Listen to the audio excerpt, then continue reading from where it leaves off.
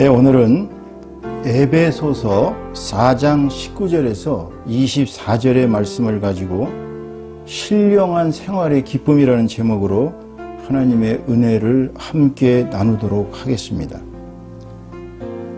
제가 제목을 신령한 생활이라고 이렇게 다니까 혹시라도 이게 엄청나게 우리한테 어려운 이야기를 하고 계시는 거 아닌가. 왜냐하면 이 신령한이라는 이 단어 자체가 신이라는 게 이제 신할 때 그 신자고 영은 영혼할 때 그 영자라 이게 상당히 신령한이 이렇게 붙어버리면 굉장히 그 신비스럽고 뭔가 평범한 사람이 달성할 수 없는 막 그러한 지경을 이야기하는 것 아닌가라고 착각을 할 수가 있습니다. 그러나 여기서 얘기하는 신령한이라는 것은 그냥 좀 영적인 생활 또는 거룩한 생활 이 정도로 생각하시면 될 것 같습니다. 오늘날 현대인의 삶의 모습을 잠깐 한번 살펴보고자 합니다. 제가 사실 요새 최근에 버닝썬 사건이라는 이 기사를 인터넷에서 좀 읽고 또 저희 딸아이한테 거기에 관해서 좀 약간 이야기를 듣다 보니까 너무 충격을 받았어요. 그래서 오늘 이 설교 시간에 잠깐 언급하고 넘어갈까 합니다. 왜냐하면 이것이 우리의 현대인의 삶의 모습의 한 부분이기 때문에 제가 지금 언급할 필요가 있다고 생각됩니다.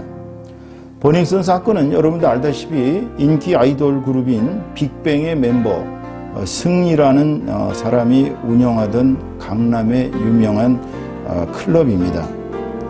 그런데 밝혀진 바에 의하면 이 클럽에서 인신매매, 사람을 사고 파는 인신매매와 약물에 의한 강간, 또 마약, 폭행, 성관계 촬영 등 온갖 범죄가 이곳에서 자행됐다고 합니다. 문제는 이것이 빅뱅의 멤버인 승리나 또 그것을 실질적으로 운영했던 그 유뭔가 하는 사람의 그런 사람들만의 범죄가 아니라 제이라는 또 가수 그리고 그들의 또 멤버 거기다가 이 모든 또 수많은 상류층들 심지어는 술값이 하룻밤에 수천만 원에서 억대까지 이르르는 이런 목불인견의 말도 안 되는 범죄가 강남 한복판에서 버젓이 일어났고 또 그것을 비호하는 경찰의 고위 간부의 작태와 정말 이거 도저히 사람으로서 봐줄 수가 없는 너무나 심각한 그러한 사건이 바로 이 버닝썬 사건인 것 같습니다. 근데 문제는 그들의 그 어떤 쾌락 추구적이고 여성을 일종의 성의 쾌락의 도구로만 생각하는 그런 악질적인 이러한 행위들이 과연 우리의 현대인이 가야 할 길인가, 이 점에 대해서는 우리가 도저히 승인할 수가 없는 그러한 막장 드라마 중에 하나라고 생각이 됩니다. 또 거기에는 전직 무슨 대통령의 아들로부터 시작해서 무슨 또 그 유명한 그러한 사람들이 개입되어 있다는 그러한 사건 등등 도저히 이 나라가 왜 이렇게 잘못된 길을 가고 있는가 이렇게 생각을 해보니까 이것이 그들이 신령한 생활을 추구하기보다는 육체의 단말마적인 쾌락을 추구하다 보니까 일어난 일이라고 생각이 됩니다. 여러분도 알다시피 이런 분들 말고도 우리나라에 훌륭하신 분들 너무너무 많습니다. 제가 아는 부룬디에서 선교하시는 그 선교사님, M 선교사님의 예를 잠깐 들자면 그분은 장로님의 아들로서 남부럽지 않게 아주 잘 살고 그리고 또 저희 학교에 물론 동창입니다마는 또 미국의 아주 유수한 대학에서 박사학위까지 받으시고 아무 부러울 것이 없는 분이셨어요. 저는 그분이 교수로 가실 줄 알았습니다. 그런데 길거리에서 보스턴에서 전도하다가 잠깐을 만났는데 부룬디라는 아프리카의 최빈국으로 선교를 나가신다는 거예요. 그래서 제가 너무나도 충격을 받아서 제가 그분을 위해서 기도하겠다고 약속을 했습니다. 벌써 그것이 9년째 되고 있습니다. 그 뒤로부터 제가 계속 저희 가족들과 함께 저희 교회에 다른 것으로는 후원을 못하지만 이제 기도로 후원하는 그러한 선교사님이 계십니다. 근데 이분이 최근에 그 동생 되시는 분이 아주 심각한 대장암 말기 질병으로 고생하시고 있다고 해서 전 세계 지인들에게 중보기도를 부탁해서 저희들도 계속 지금 뜨겁게 기도를 하고 있습니다. 자, 그분과 그분의 사모님과 그분의 초등학교 따님에 이르기까지 그분들이 아프리카 최빈국, 전기도 제대로 없어요. 인터넷도 제대로 안 됩니다. 정말 이 세상에서 가장 가난한 부룬디란 나라에서 그렇게 피땀 흘리면서 선교하시는 그 현장을 제가 가끔 이제 매달 한 번씩 편지가 오는 것을 봤을 때, 자, 이런 분의 삶과 또 버닝썬 사건에서 드러나는 그러한 그 강남의 그 유명한 클럽에서 하룻밤에 수천만 원 또 억대까지 써가면서 그렇게 단말마적인 그 쾌락을 추구하는 사람들의 삶을 비교해 봤을 때, 과연 하나님이 정의로우신 분이란다면, 하나님이 존재하신다면, 또 우리가 주님의 심판대 앞에 서는 것이 우리의 정해진 운명이란다면, 과연 주님께서는 어느 편을 상을 주시고 어느 편을 벌하시겠습니까, 여러분? 현대인들은 지금 이렇게 주님을 위해서 노고를 아끼지 않는다든지 아니면 남을 위해서 희생하면서 사는 사람들을 보면 조금 비웃는 경향들이 있죠. 뭐하러 그렇게 사느냐. 한 세상 그저 행복하게 즐겁게 그렇게 나만 잘 먹고 잘 살면 되지 않느냐. 이러한 삶을 사시는 분들이 아마 너무나도 많은 것 같습니다.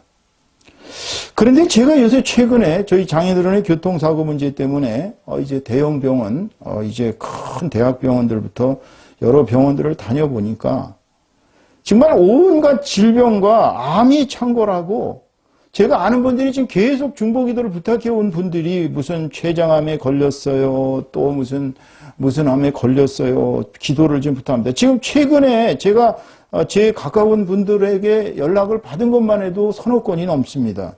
물론 저는 그분들을 위해서 계속 가족들과 함께 중보기도를 하고 있습니다. 물론 중보기도를 하는 것이 저 자신에게도 하나님께 상급을 받는 길도 있지만 정말 가슴이 아프고 마음이 안 됐어요.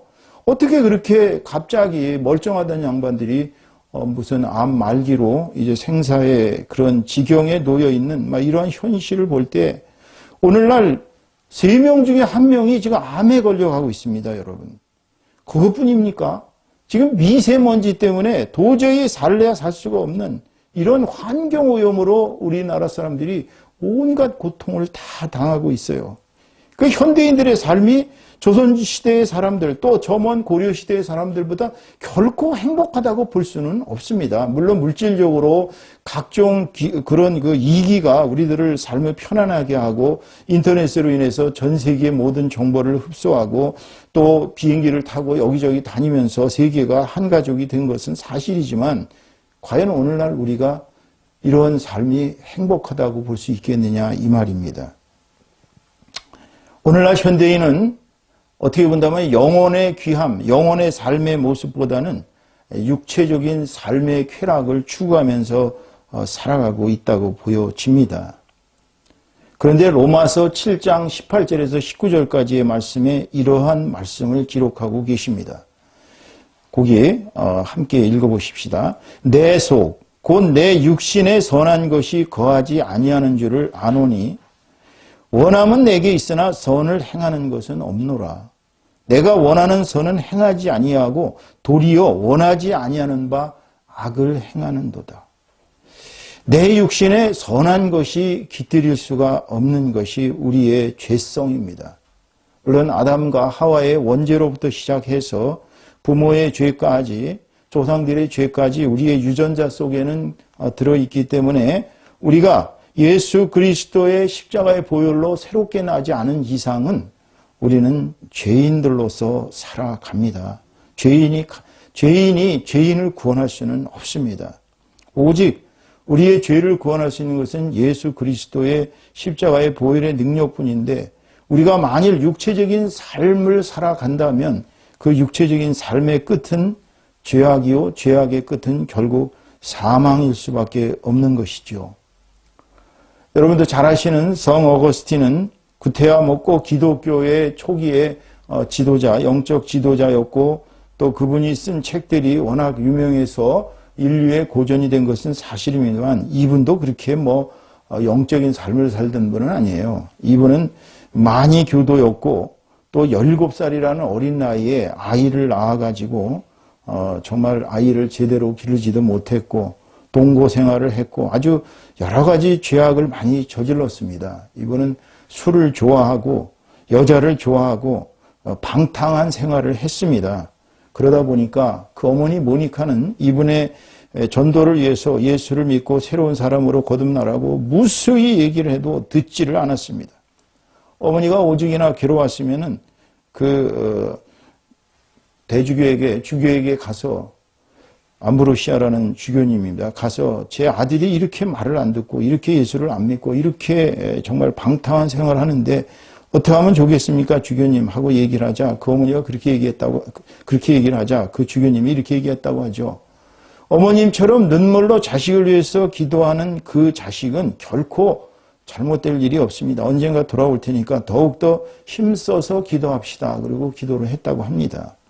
이 성 어거스틴이 30몇 살이 되던 어느 날 갑자기 정원에 있는데 천사들의 목소리를 들었다고 합니다. 로마서 13장 13절, 로마서 13장 13절 계속 들리더라는 거예요.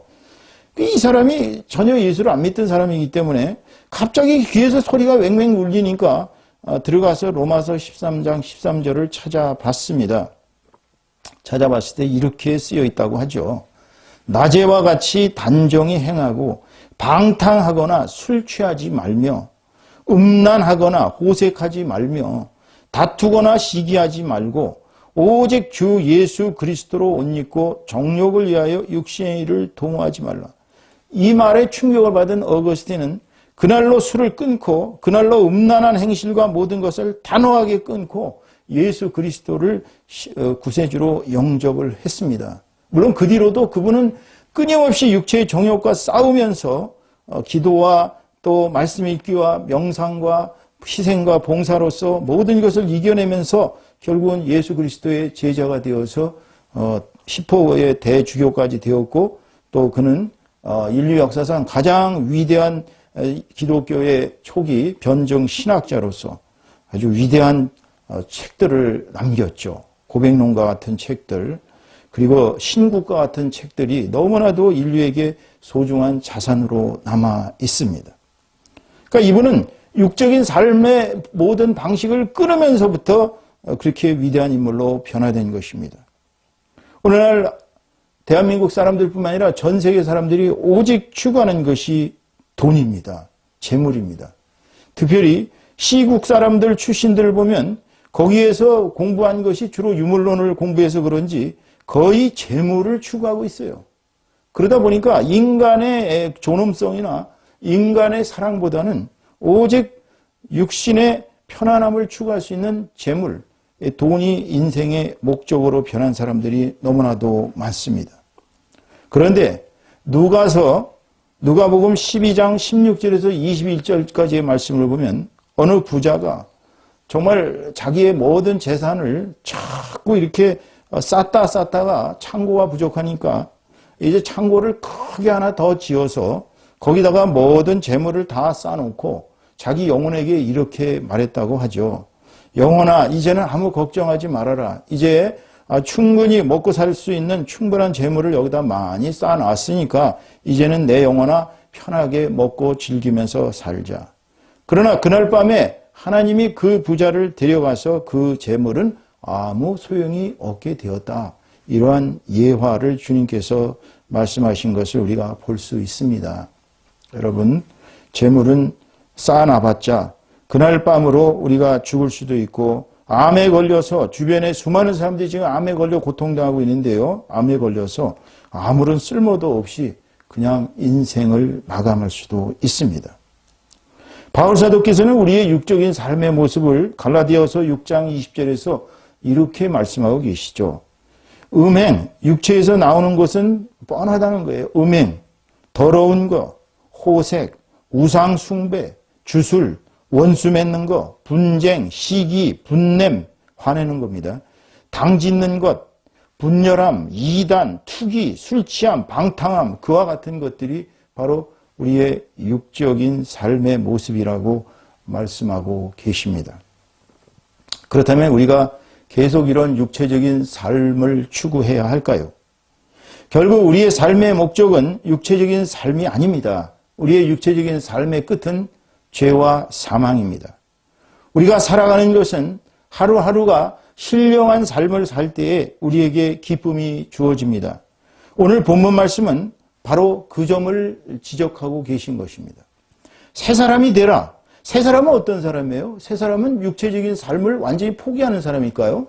새 삶은 그저 이 세상적인 건 다 끊고 그저 혼자서 수도 생활하면서 하나님을 찾는 그런 생활일까요? 아닙니다.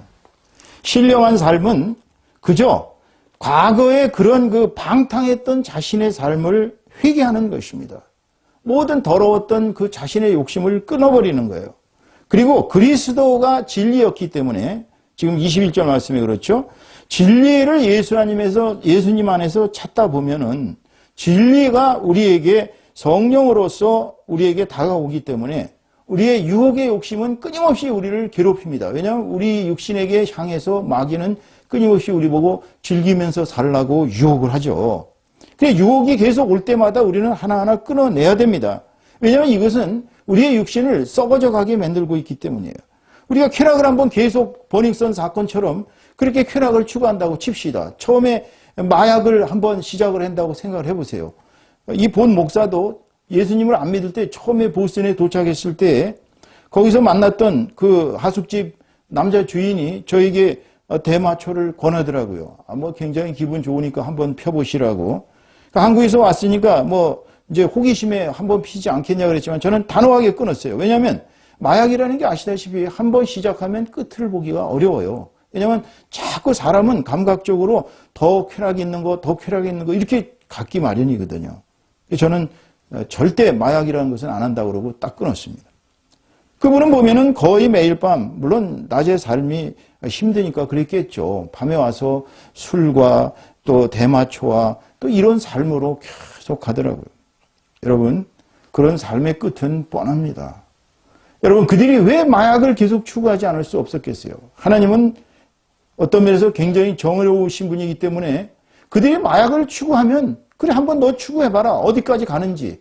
마약에 의한 쾌락은 계속 확대돼야 됩니다. 쾌락이 강도가 1에서 시작했다면 이제 세월이 지나면 지날수록 2회로, 3회로, 4회로, 5회로 끝까지 가야 돼요. 결국은 자기 목숨까지도 내던지는 것이 바로 마약이라는 것입니다. 그렇게 강남 클럽이었던 유명 클럽 버닝썬에서는 그러한 쾌락을 추구했던 것입니다. 술도 그렇지 않습니까? 술을 먹다 보면 더 좋은 술을 찾게 되고 또 술 먹다 보면 자극적인 것이 필요하겠죠. 자극적인 쾌락이. 그러니까 그것을 또 유혹을 해서 3천만 원을 내면은 무슨 빵빠레를 울리면서 기차 타기라는 거래나 뭐래나 하면서 그냥 그 수많은 사람 앞에서 그냥 영웅이라도 된 것처럼 막 수천만 원을 쏘고 1억대 술자리를 마련한 사람은 마치 그날 밤에 최고의 영웅이 된 것 같은 환상에 빠지게 하고 이러한 아주 악랄한 방법으로 사람들에게는 돈을 긁어내고 그들의 영혼은 망쳐가고 그들의 육신은 점점 병이 들게 가게 했던 그것이 바로 버닝썬 사건의 본질인 것입니다. 그런데요, 오늘 주시는 말씀의 핵심은 그겁니다. 썩어져 가는 구습을 따르는 옛사람을 벗어버리라. 우리의 옛사람은 정말 본 목사부터 시작해서 아마 대부분의 사람들의 옛사람이라는 것은 그냥 육체적인 삶이에요. 그렇지만 우리는 심령이 새롭게 되어서 23절 말씀에 심령이 새롭게 되어서 하나님을 따라 의와 진리의 거룩함으로 지으심을 받은 새 사람을 입으라. 이 새 사람이 바로 신령한 삶을 사는 사람입니다. 그런데 현대인들은 좀 착각을 하고 있는 것이 신령한 삶을 살면 아무 재미가 없는 줄로 생각해요. 답답해가지고 그렇게 어떻게 신령한 삶을 살겠느냐. 그것이 무슨 재미가 있겠느냐 이렇게 생각을 하는 것이 잘못된 생각이에요.